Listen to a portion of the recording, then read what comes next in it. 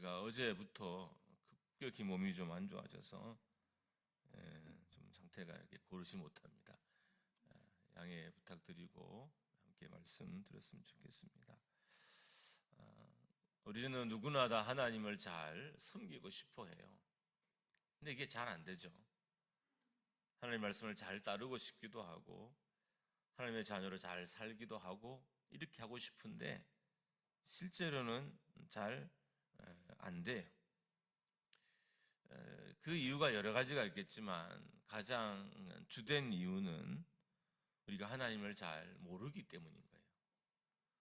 하나님을 잘 섬긴다는 것은 하나님을 많이 안다는 의미인 것입니다. 하나님이 어떤 분인지를 모르면 하나님을 하나님으로 예배하거나 하나님을 하나님으로 섬기기가 어렵습니다. 여러분에게 묻고 싶습니다. 여러분은 하나님을 얼마나 아십니까? 우리가 게임의 룰은 알고 그리고 세상의 기계를 돌리는 매뉴얼은 알고 특별히 자동차나 일상에 사용하는 기계들은 우리가 얼마나 상세하게 알아요. 어떤 성들은 거의 전문가 수준으로 그런 걸 아는 분들이 있더라고요. 그와 반면에 우리가 가장 사랑하고 가장 좋아하고 내 인생의 전부라고 여기는 하나님에 대해서는 과연 우리가 얼마나 알고 있을까요? 신앙이 자란다는 것은 하나님에 대해서 아는 것이 많아진다는 의미예요. 그리고 누군가에게 하나님을 더 많이 설명할 수 있다는 의미인 거예요. 그러니까 하나님을 알지 못하면 우리가 하나님을 설명하지 못하잖아요. 우리가 왜 복음을 전하지 못하느냐? 하나님을 알지 못하니까 설명하지 못하는 거예요. 하나님을 내 가족에게, 내 주변의 사람들에게 설명하고 싶은데 설명이 안 되는 거예요. 왜냐하면 하나님을 잘 모르기 때문입니다. 제가 아는 하나님, 제가 이해하고 있는 하나님 모습 중에 큰 분량을 차지하는 게 두 가지가 있어요. 하나는 무서운 하나님이고 하나는 행한 대로 갚으신 하나님. 제가 목사로 성도로 살 때 저를 가장 많이 이렇게 하나님의 자녀로 살게 하는 하나님에 대한 지식이 이 두 가지예요. 물론 다른 것도 많지만 어쨌든 가장 저의 행동과 저의 목회를 많이 이렇게 주관하는 영향력을 끼치는 하나님에 대한 지식이 이 두 가지예요. 하나님은 무서운 하나님, 하나님은 행한 대로 갚으신 하나님. 저도 나이가 들었잖아요. 나이가 들고 양심도 무뎌져요. 사람이 나이가 들면 감각만 묻어진 게 아니라 양심도 이렇게 무뎌져요. 그렇지 않는 분들도 있겠지만 대부분은 양심도 이렇게 무뎌집니다. 그래도 하나님은 여전히 무섭습니다. 그렇다면 이 두려움, 이 무서움은 도대체 어디서 온 걸까요? 어디서 왔길래 저의 삶의 많은 부분을 차지하고 있을까요? 창세기 3장 10절입니다. 우리 같이 한번 읽도록 하겠습니다. 시작. 가로되 내가 동산에서 하나님의 소리를 듣고 내가 벗었으므로 두려워하여 숨었나이다. 그러니까 두려움은 죄의 결과로 우리에게 주어진 형벌인 거예요. 두려움은 형벌의 의미가 있어요. 아담과 하와가 범죄하기 전에는 두려움이 없었어요. 그래서 뱀도 함께 있을 수 있고 온갖 동물과 함께 할 수 있었어요. 왜? 두려움이 없었기 때문에. 근데 아담과 하와가 죄를 짓고 난 이후에 인류에게 두려움이 임했어요. 그리고 이 두려움은 죄의 결과물로 모든 사람들에게 동일하게 내재되게 됩니다. 그러니까 장착이 되게 된 거예요. 그래서 우리 중에 누구도 두려움이 없는 사람은 없습니다. 그러니까 두려움은 죄 지은 인간에게 주어진 형벌인 겁니다. 그러니까 죄가 평안을 깨고 두려움 가운데 살게 한 거예요. 하나님은 죄를 지은 인간에게는 두려운 존재입니다. 그런데 창세기 9장 2절에 보면 죄의 결과로 동물에게도 두려움이 생겼다 그랬어요. 그러니까 인간이 죄를 지었으니까 당연히 인간에게도 두려움이 생기고, 근데 창세기 9장 2절에는 동물에게도 하나님이 두려움을 줬어요. 그러니까 죄가 동물까지도 두려움을 느끼게 한 거예요. 그러니까 사자나 곰 같은 큰 동물도 커서 맹수여서 사납지만 그들에게도 여전히 두려움이 있다는 거예요. 그러니까 죄의 결과로 인간에게도 두려움이 주어지고 죄의 결과로 동물들에게도 두려움이 주어진 겁니다. 제가 하나님을 무서운 하나님으로 아는 것이 어떨 때는 신앙의 유익이 되기도 하고요, 어떨 때는 유익이 되지 않을 때도 있습니다. 유익이 되는 것은 어떻든 하나님을 두려운 존재로 인식하니까 행동이 좀 조심스러워져요. 조심스러워지고 회개를 빨리 하고. 그러니까 부모님이 무서우면 빨리 잘못을 이렇게 실토하잖아요. 그러니까 부모가 무섭지 않으면 실토를 하지 않아요. 근데 부모가 무서우면 잘못을 빨리 실토해요. 이처럼 하나님이 무서우면 우리가 잘못을 빨리 하나님 앞에 실토하게 됩니다. 두려운 것 앞에서는 말과 행동이 위축이 되고 조심하게 됩니다. 반면에 하나님이 너무 두렵다는 생각이 꽉 찬 사람은 이게 두려움의 폐단이죠. 하나님과 인격적인 교제를 하기 어려워요. 그러니까 하나님을 두려움 존재로만 너무 많이 아는 사람, 이게 너무 많은 비중을 차지한 사람은 하나님과 인격적인 교제가 어려워요. 아버지가 되게 두려운 사람은 그 아버지와 자녀들은 인격적인 교제를 하지 못해요.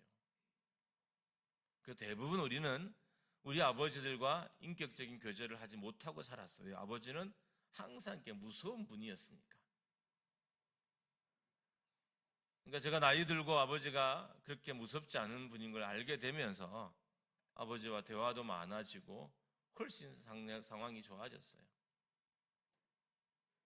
그러니까 두려움은 한편으로는 하나님을 조심하기도 하지만 한편으로는 하나님과의 교제를 방해하기도 합니다. 또한 하나님은 제가 느끼는 하나님에 대한 많은 분량을 차지하는 것은 행한 대로 갚으신 하나님이에요. 저는 이것을 정말 철저하게 믿어요. 뿌린 만큼 거둬진다. 그러니까 안 뿌린 건 거둘 수 없다. 거두게 하시면 그건 은혜다. 저는 이런 삶을 생각으로 살아가요. 내가 수고하지 않는 영역에서 어떤 열매가 거둬지면 좀 불안한 게 저예요. 좋은 심리는 아니죠. 내가 노력하지 않는데 어떤 대가가 오면 저는 그건 되게 마음이 불편해요. 왜냐하면 제가 알고 있는 하나님은 행한 대로 갚으신 하나님, 행한 대로 거두게 하신 하나님이기 때문입니다.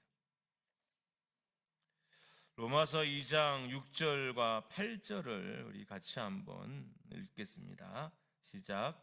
하나님께서 각 사람에게 그 행한 대로 보응하시되 참고 선을 행하여 영광과 존귀와 썩지 아니함을 구하는 자에게는 영생으로 하고 오직 당을 지어 진리를 따르지 아니하고 불의를 따르는 자에게는 진노와 분노로 하시리라. 그러니까 하나님은 행한 대로 갚으신 분, 행한 대로 보응하시는 분이십니다. 그러니까 하나님이 이렇게 다양한 모습을 가지고 있어요. 그러니까 이 하나님에 대해서 알아야 내가 하나님을 어떻게 대할지를 결정하게 되는 거예요. 저는 하나님이 두렵고 무서운 하나님이니까 죄를 지으면 빨리 회개하려고 해요. 한번 회개하고도 이미 다 용서했는데 사람이 이게 불안 심리인 거죠. 또 회개하려고 해요. 왜? 하나님 무서우니까. 하나님이 행한 대로 갚으신 분인 걸 알기 때문에 더 열심히 뭔가를 뿌리려고 해요. 많이 구제하면 하나님이 구제한 만큼의 상급과 은혜를 제게 주실 것이고, 내가 주변을 많이 돌아보면, 그래서 저는 항상 좀 과해요. 그러다 보니까 빚도 지게 되고, 과하다 보니까 가정을 때로는 잘 돌아보지 못할 때가 없잖아 있게 됩니다. 그러니까 이런 하나님에 대한 저의 지식이 제 신앙에 엄청나게 많은 영향력을 끼치게 됩니다. 하나님은 행한 대로 갚으시는, 행한 대로 보응하시는 분이십니다. 하나님이 나를 어떻게 대하시는가는 내가 하나님을 어떻게 대했느냐가 결정하는 거예요. 내가 오늘 하나님을 어떤 분으로 모시느냐, 어떻게 예배하느냐, 어떻게 찬양하느냐에 따라서 나를 향한 하나님의 액션이 달라진다는 것입니다. 왜냐하면 하나님은 행한 대로 갚으시는 분이기 때문에. 행한 대로라는 의미에는 두 가지가 담겨져 있어요.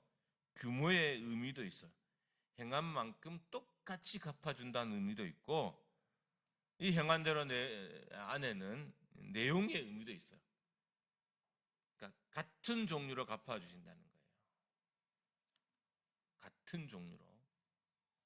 그래서 우리가 하나님에 대해서 하나님을 잘 알아야 하나님을 잘 대할 수 있고, 그래서 하나님에 대해서 누릴 수 있어지는 것이지, 하나님을 모르면 하나님께 범죄하기 쉽고, 그 범죄로 인해서 행한 대로 갚으신 하나님의 형벌과 징계 속에 우리의 삶이 놓여지게 되는 것입니다.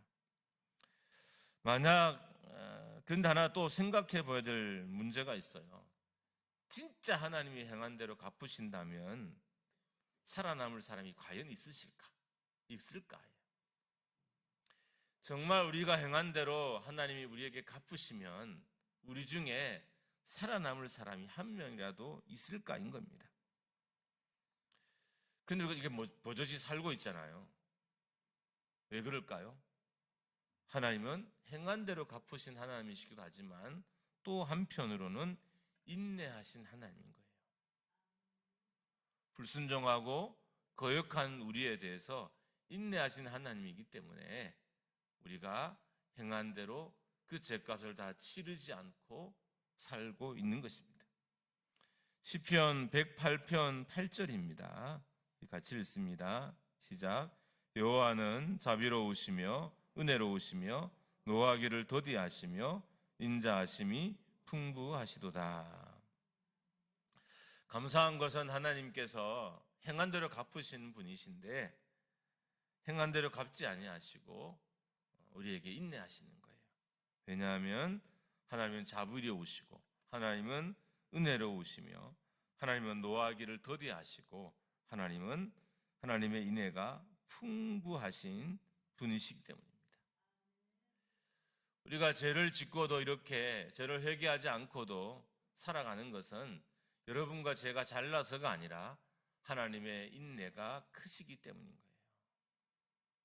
그래서 하나님이 죄를 지은 즉시 심판하지 아니하시고 징계하지 아니하시고 우리가 회개할 때까지, 우리가 돌이킬 때까지 기다리고 인내해 주시는 것입니다. 근데 가끔 성도들 중에 이런 분들이 있어요.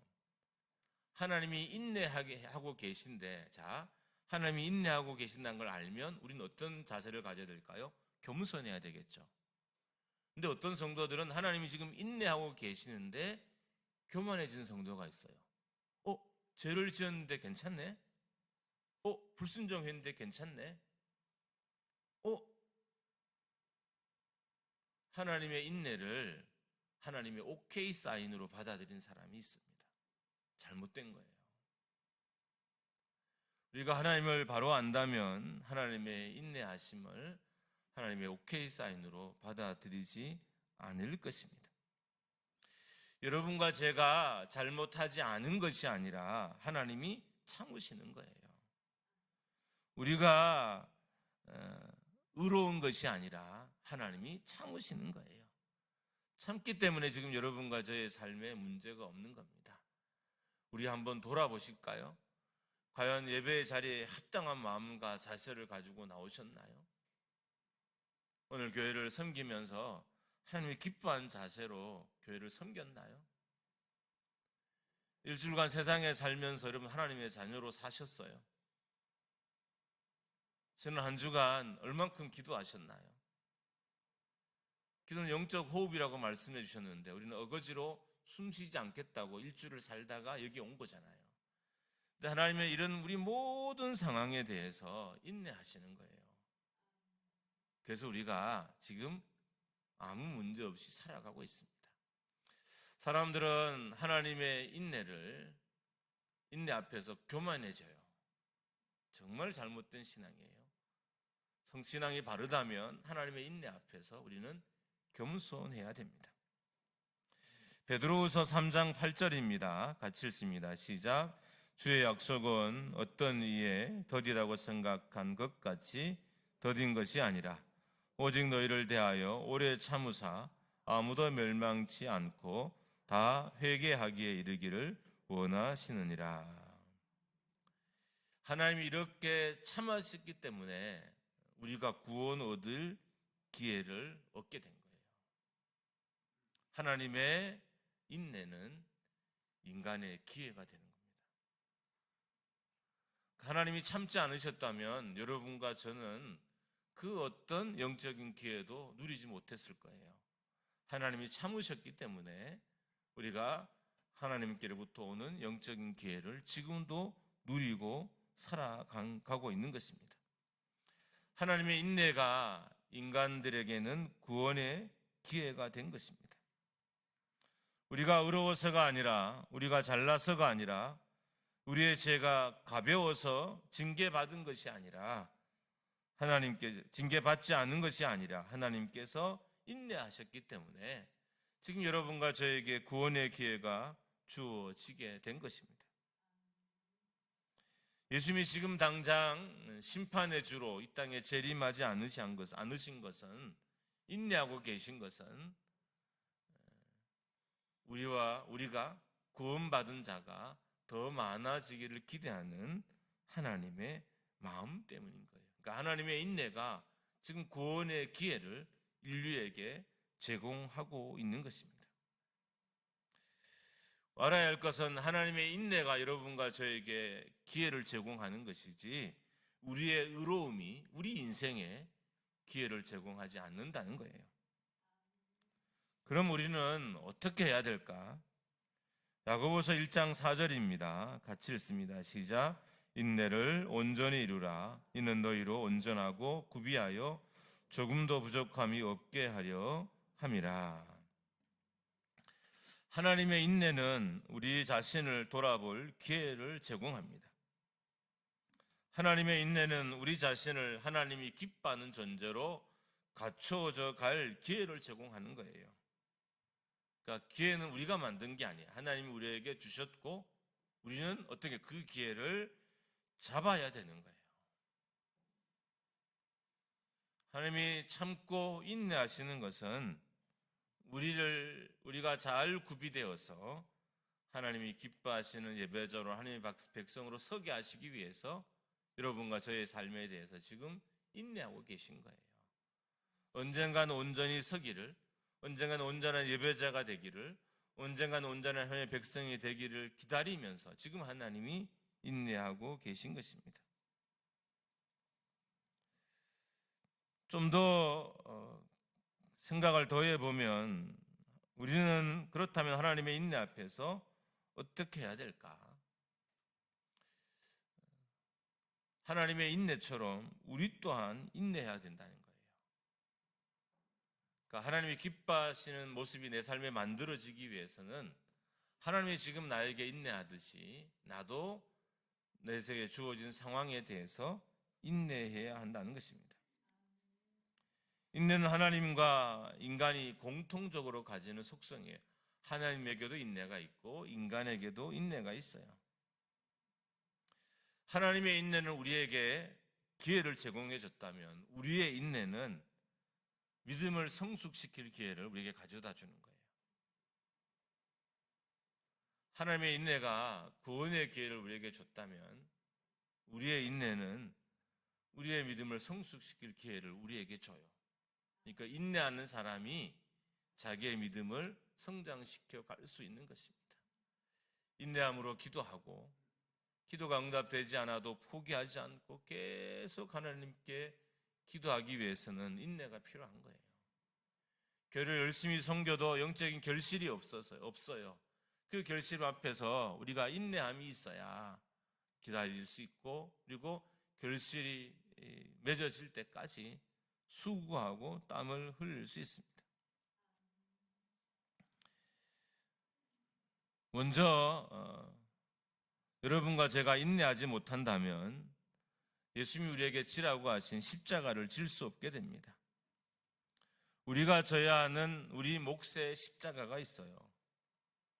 가정이든 교회이든 내가 져야 될 십자가가 있어요. 이 십자가는 인내하는 성도만이 질 수 있습니다. 예수님이 십자가상에서 인내하지 않으셨다면 구원이 없을 것이고 없었을 거예요.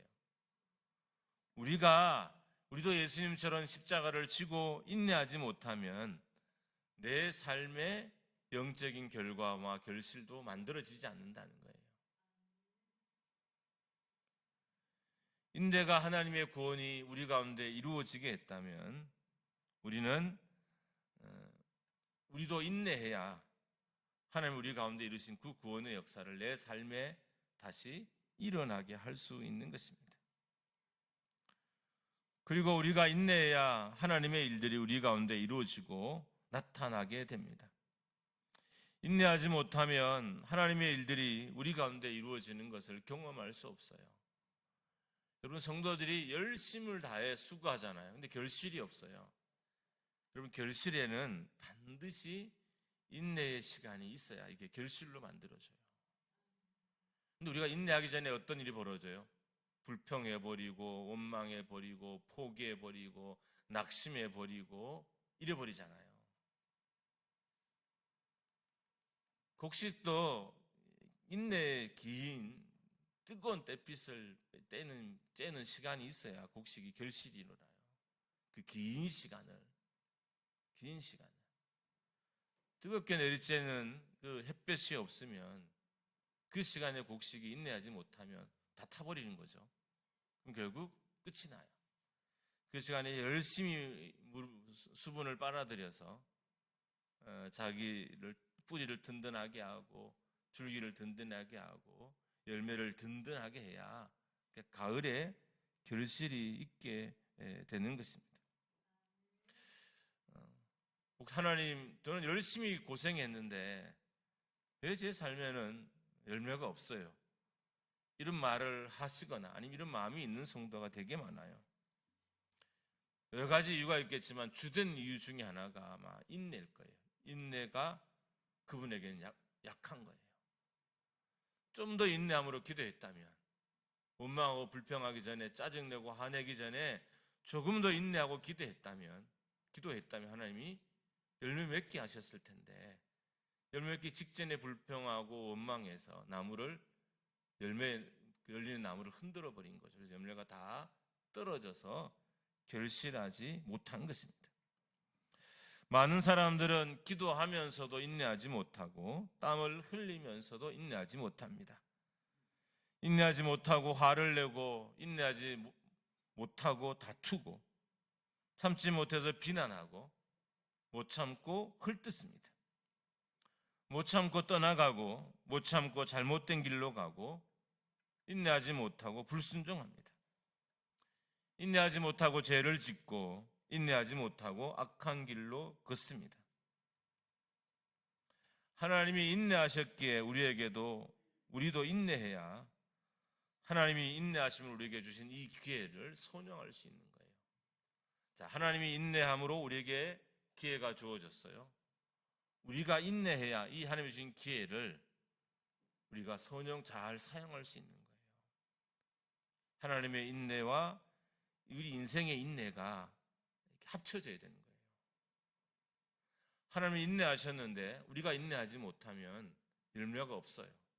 하나님이 나의 삶에 우리 교회에 대해서 인내하셨던 것처럼 우리도 인내해야 하는 것입니다. 하나님의 인내가 우리에게 기회를 만들었듯이 우리의 인내가 하나님이 주신 기회를 잘 사용할 수 있게 됩니다. 인내하지 못해서 하나님이 주신 기회를 놓치는 경우가 많습니다. 하나님의 인내가 교회에 기회를 제공하고, 하나님의 인내가 우리의 사역에 기회를 제공하고, 하나님의 인내가 우리의 가정에 기회를 제공했어요. 막상 기회를 가진 성도들이 교회가 인내하지 못해서, 좀 더 인내함으로 기도하지 못해서, 좀 더 인내함으로 봉사하지 못해서, 좀 더 인내함으로 하나님의 자녀로 살지 못해서 그 기회가 사라지게 되는 거예요. 여러분, 기회가 없어서 우리가 어떤 영적인 은혜를 누리지 못하는 게 아니에요. 기회를 놓쳐서 못 누리는 거죠. 하나님이 기본적으로 인내하시는 분이시기 때문에 늘 우리에게 기회가 우리 눈앞에 있어요. 지금 오늘 예배하는 여러분과 저 앞에도 한 명도 예외 없이 우리 인생 앞에 다 하나님이 적용해 주시는 기회가 있어요. 왜요? 하나님 우리 모두에서 다 인내하신 분이시기 때문인 거예요. 그러니까 하나님이 인내가 제공하는 기회가 우리 앞에 있습니다. 그럼 우리는 어떻게 될까요? 우리도 인내해야 이 하나님의 기회를 우리가 선용할 수 있게 되는 것입니다. 사람의 기회는 놓쳐도 됩니다. 그러나 하나님의 기회는 놓치면 안 됩니다. 왜냐하면 그 규모와 크기를 상상할 수 없기 때문인 거예요. 사람이 준 기회는 규모가 금방 결정이 나요. 어떤 사람이 저에게 기회를 주면 그냥 대화를 해보면 그 규모가 그냥 다 보여요. 이 사람과의 만남을 통해서 요 정도의 일을 할 수 있구나. 그냥 그래서 그 사람이 준 기회를 놓쳐도 내 인생에 큰 손해가 일어나지 않아요. 별반 크지 않으니까. 근데 하나님이 주신 기회는 상상을 할 수 없다는 거예요. 그래서 놓쳐서는 안 되는 거예요. 이 기회가 우리 가정에 어떤 역사를 만들지, 이 기회가 내 삶에 어떤 일을 만들지 상상할 수 없을 만큼 큰 기회이기 때문에 어떤 경우에도 이 기회를 놓치면 안 되는 겁니다. 저는 그래서 기도하라는 하나님의 음성에 그래도 예민하게 반응하려고 해요. 주로 그 하나님의 기회가 어디에 있냐면 기도에 있더라고요. 하나님이 기회를 우리에게 인간에게 주시는데 기도에 담아주셔요. 기도를 열심히 하고 부지런히 하고 순종하려 하는 사람들에게 기회를 이렇게 담아주시는 거예요. 기도는 어떤 역할을 하면 그릇을 만드는 것이 기도라고 생각하면 돼요. 작은 그릇엔 담을 수 있는 것도 작은 거잖아요. 큰 그릇은 담을 수 있는 것도 커져요. 교회가 기도한다는 것은 교회 영적인 그릇이 커진다는 것이고, 그만큼 하나님이 주신 기회를 잡을 수 있다는 의미이기도 해요. 교회는 세상의 기회를 잡으면 무너지지만 하나님의 기회를 잡으면 다시 일어설 수 있는 거예요. 인생도 마찬가지입니다. 사람이 주는 기회를 잡으면 오히려 손해나고 넘어질 확률도 있지만 하나님이 주신 기회를 잡으면 결코 그렇지 않다는 것입니다. 하나님이 주시는 기회의 규모가 다르고, 하나님이 주시는 기회의 의미가 다르고, 하나님이 주시는 기회의 능력이 달라요. 그래서 결코 하나님이 주시는 기회를 놓치면 안 됩니다. 하나님은 여러분과 저에게 기회를 주시고자 인내하시는 거예요. 구원의 기회를 주시려고 인내하시는 거고, 회복의 기회를 주시고 부흥의 기회를 주시려고 인내하시는 것입니다. 그래서 인내하시는 하나님의 마음을 알아야 돼요. 하나님이 인내하심으로 만들어진 기회를 놓치지 않아야 우리가 기회를 선용할 수 있게 됩니다. 하나님이 인내하심으로 우리에게 기회가 만들어진 것처럼 우리도 인내해야 하나님이 주신 기회를 놓치지 않아요. 인내함으로 계속 기도의 자리에 있어야 내가 이 기회를 잡을 수 있어요. 잠깐 하는 기도가 기회를 잡게 하는 게 아니라 계속된 기도의 자리에 있는 기도가 기회를 잡게 해요. 자녀를 위해서 기도할 때도 계속 기도하고 하셔야 돼요. 사업을 위해서도 계속 기도하셔야 되고, 교회를 위해서 계속 기도하셔야 되고, 여러분의 영혼을 위해서도 계속 기도하셔야 됩니다. 여러분, 하나님이 인내하지 않았다면 다윗이라는 멋진 이스라엘의 구원자는 만들어지지 않았을 겁니다. 다윗은 하나님의 인내의 결과물이지 다윗의 삶의 결과물이 아니에요. 하나님이 인내하셔서 만들어진 존재가 다윗이에요. 하나님은 광야에서 범죄한 이스라엘을 향해 인내하셨습니다. 그래서 이스라엘 백성들은 가나안 땅을 차지할 기회를 갖게 된 거예요. 하나님은 출애굽하는 이스라엘 백성들을 향해 인내하셨습니다. 그래서 출애굽할 수 있는 기회를 얻게 된 거예요. 그러니까 하나님의 인내가 이스라엘의 기회가 된 것입니다. 하나님께서 야곱에 대해서 인내하지 않으셨다면 야곱이 이스라엘이 되는 기회는 얻지 못했을 것입니다. 만약에 여러분과 제가 지금 기회를 누리고 있다면 그것은 하나님의 인내의 결과물입니다. 하나님의 인내가 우리에게 기회를 만든 거죠. 문제는 하나님의 인내가 끝나면 기회가 사라진다는 거예요. 하나님이 여러분과 저희에 대해서 참고 또 참으셨어요. 그런데 우리가 인내로 그 하나님의 인내에 화답하지 않은 거예요. 그러면 기회도 사라집니다. 하나님 여러분과 저에 대해서 긍휼을 거두면, 하나님 여러분과 저에 대해서 은혜를 거두시면, 인자를 거두시고 진노하시면 기회는 사라지게 되는 것입니다. 우리가 진짜 영적인 사람이라, 아니 조금이라도 영적인 구석이 있는 사람이라면 기회가 사라지기 전에 기회를 잡아야 됩니다. 최소한 성도는 하나님의 인내가 지금 우리에게 제공하고 있는 기회를 우리 눈으로 볼 수 있어야 돼요. 그래야 기회를 잡잖아요. 지금 하나님이 우리 교회에 주시는 기회가 우리 눈에 들어와야 돼요. 하나님 주신 기회가 우리 가정에 주신 기회가 내 눈에 들어와야 하고, 하나님 우리 회사에 주신 기회가 내 눈에 들어와야 돼요. 근데 사람들이 인내함으로 화답하지 못해서 하나님이 주신 기회를 보지 못하는 경우가 많습니다. 기회를 잡기 위해 더 기도하고, 기회를 잡기 위해 더 회개하고, 기회를 잡기 위해 더 순종하고, 기회를 잡기 위해 더 땀을 흘려야 돼요. 지금 하나님이 주신 기회가 여러분과 저 앞에 있습니다.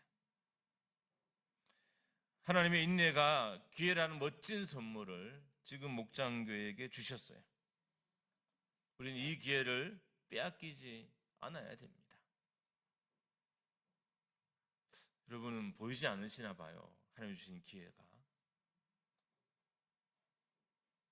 이 기회가 보여야 행동이 달라져요. 행동이 달라져야 기회가 제공하는 결실을 우리가 누릴 수 있게 됩니다. 하나님 목장교회에 회복될 수 있는 기회를 주셨습니다. 하나님 목장교회에 회개할 수 있는 기회를 주셨습니다. 하나님 목장교회에 다시 일어설 수 있는 기회를 주셨습니다. 하나님 목장교회에 부흥할 수 있는 기회를 주셨습니다. 하나님 목장교회에 열매 맺을 수 있는 기회를 주셨습니다. 이 기회를 선용하는 우리 교회가 되기를 주님의 이름으로 축복합니다. 함께